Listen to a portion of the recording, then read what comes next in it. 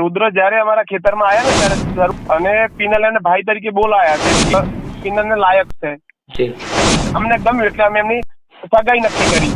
તો રાખડી તો કોઈ બાંધી નથી, પિનલ લગ્ન કરે એવું તો છે નહીં. ગમે તે આપણા ખેતરમાં આવે તો આપણે ભાઈ તરીકે બોલાવવા પડે કે ગમે તે.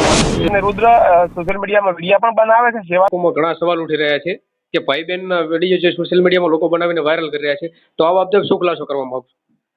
એમને એવું હતું કે રુદ્ર જયારે અમારા ખેતરમાં આવ્યા ને ત્યારે શરૂઆતમાં આપણા ખેતરની કોઈ મુલાકાત આવે તો આપણે એને ભાઈ તરીકે જ બોલાવવા પડતા હોય. અને પિનલ એને ભાઈ તરીકે બોલાયા છે. એટલે એ સમયે એમને કોઈ એવો વિચાર નતો કે આપણે લગ્ન થશે. પછી મેં છોકરાને અમે મારા વાઈફે બેન એને પસંદ કર્યો કે આ છોકરો આપણા પિનલને લાયક છે. પછી પિનલને વાત કરી અમે, તો પિનલ કે મારે ચાલશે. તો પછી અમે એ પ્રમાણે એના મમ્મી પપ્પાને વાત કરી કે અમે સોશિયલ મીડિયા વાપરીએ છીએ, આ બધું માન્ય છે? તો કે માન્ય છે. પછી અમને ગમ્યું એટલે અમે એમની સગાઈ નક્કી કરી. અને એ પણ સામાન્ય અમારા પરિવારના લોકો વચ્ચે સમાજના બંધારણ અનુસાર જે સાદગી ભરેલા એમની સગાઈ કરી. અમે ધારીએ તો 2-5 લોકો વચ્ચે પણ કરવા સમાજનું બંધારણ હતું એટલા માટે અમે કોઈ એવા નવા કોઈ કર્યું નથી. અને મંડપ પણ સામાન્ય એક મંડપ હતો અને સામાન્ય હતો અને અમે એ સગાઈને નક્કી કરી હતી. તો હવે સોશિયલ મીડિયામાં જે જૂના વિડીયા છે એ લોકો ભાઈ તરીકે છે. તો રાખડી તો કોઈ બાંધી નથી, પિનલ લગ્ન કરે એવું તો છે નહીં. પિનલ કોઈ મોં માસીના થતા નથી. એ અમારે એવા કોઈ સગાના લગવા ખાલી એક સમાજના છે એ રીતે અમે લગ્ન કર્યા છે. પછી બાકી સોશિયલ મીડિયામાં જે લોકોને જે કેવું હોય કહી શકે છે. અને આ ખાસ કરીને બંધારણનું પાલન કેટલું કરે સગાઈ બાબતે આપણે? અમે જે સમાજનું બંધારણ હતું એ જ પ્રમાણે એને એ લોકો એક જ જોડી કપડાં લાયા હતા. એમને 1100 રૂપિયા જે આપણો નિયમ હતો એ પ્રમાણે કર્યા હતા. બાકી નવું તો સામાન્ય ખુરશી હતી અમારી પાસે, વીટી પિનલે પહેરાવી છે. બાકી બીજું કોઈ અમે એવું નવું કોઈ તાયફા કર્યા જ નથી.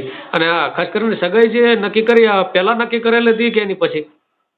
ના, આ તો જૂનો વિડીયો છે જે ભાઈ બેન વાળો વિડીયો રહ્યો હતો. એટલે પેલા ભાઈએ સામેથી બેન કીધું નથી, ખાલી પિનલે ભાઈ રુદ્ર ભાઈ કીધું છે ખાલી. એ તો જૂનો વિડીયો છે, 1 વર્ષ પહેલાનો વિડીયો છે. અને આમ તો ગમે તે આપણા ખેતરમાં આવે તો આપણે ભાઈ તરીકે બોલાવવા પડે કે ગમે તે હોય. એ તો પિનલબેન ની મર્યાદા. અને હા, અને પિનલ એવું થોડું કોઈ રાખડી બીજી બાંધીને લગ્ન કર્યા છે એવું કહી શકે સોશિયલ મીડિયા કે ભાઈ હાથે લગ્ન કર્યા એવું કહી ના શકે ને. બાકી જેના વિચારો હોય જેવું કહી શકે, બધાને જે પોતાના વિચાર. અને ખાસ કરીને હવે સોશિયલ મીડિયામાં જે વિવાદ ચાલી રહ્યો છે, તો આ લોકોને શું અત્યારે કહેવા માંગશો જે વિવાદ ચાલી રહ્યો છે?